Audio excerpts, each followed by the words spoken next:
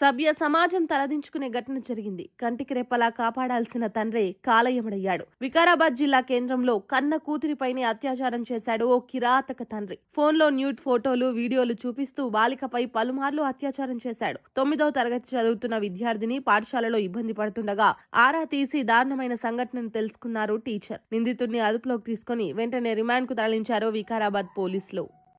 నేను వికారాబాద్ టౌన్ సిని ఈ నెల 27వ తారీఖు రోజు వికారాబాద్ పోలీస్ స్టేషన్ కి ఒక కేసు రావడం జరిగింది. దాని యొక్క కంప్లైంట్ యొక్క సారాంశం ఏంటంటే, ఒక 9th క్లాస్ చదువుతున్న ఒక అమ్మాయి వాళ్ళ స్కూల్ టీచర్ కి తనకు పెయిన్ వస్తుందని చెప్పడంతో ఆ స్కూల్ టీచర్ అమ్మాయిని దగ్గర తీసుకుని ఏం జరిగిందో మొత్తం డీటెయిల్స్ తెలుసుకున్న తర్వాత అట్టి విషయాన్ని వాళ్ళ ప్రిన్సిపల్ గారు చెప్పడంతో ఆ ప్రిన్సిపల్ గారు సిడబ్ల్యూసీ వాళ్ళకు, అదేవిధంగా సిడబ్ల్యూసీ వాళ్ళు మాకు మెసేజ్ చేసి మాకు ఇన్ఫార్మ్ చేసిన తర్వాత అమ్మాయిని మెడికల్ ట్రీట్మెంట్ చేయడం జరిగింది. మెడికల్ ట్రీట్మెంట్ లో అమ్మాయికి ఫిజికల్ గా అబ్యూస్ జరిగినట్టు నిర్ధారణ అయింది.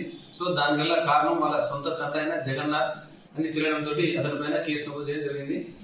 245/2026 పోక్సోలోని వివిధ కేసులు సొంతం తండ్రే రేప్ చేసింది కాబట్టి ఆ సెక్షన్ కింద కేసు నమోదు చేసి చేయడం జరిగింది.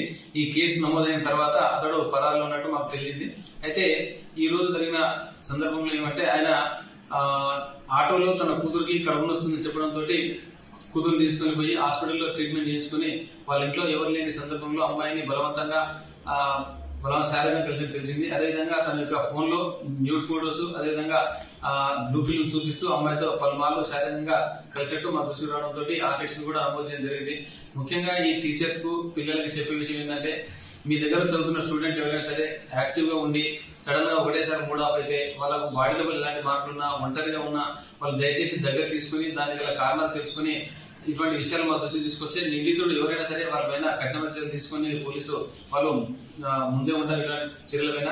కాబట్టి ఎవరు కూడా పిల్లల్ని ఇటువంటి విషయాన్ని తీసుకొస్తే ఎవరు నెగ్లెక్ట్ చేయొద్దని చెప్పడం కోసం జరుగుతుంది. అదేవిధంగా ఈ కేసులో నిందితుడు జగన్నాథ్ ఎవరైతే ఉన్నారో ఆయనకు 2 భార్యలు, మొదటి భార్యకు 3 కూతుర్లు, 1 కొడుకు, అదేవిధంగా ఫస్ట్ భార్యకు 1 కూతురు, 1 కొడుకు.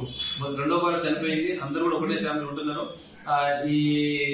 ఇప్పటిదాకా అతన్ని కస్టడీ తీసుకుని విచారణ చేశాం.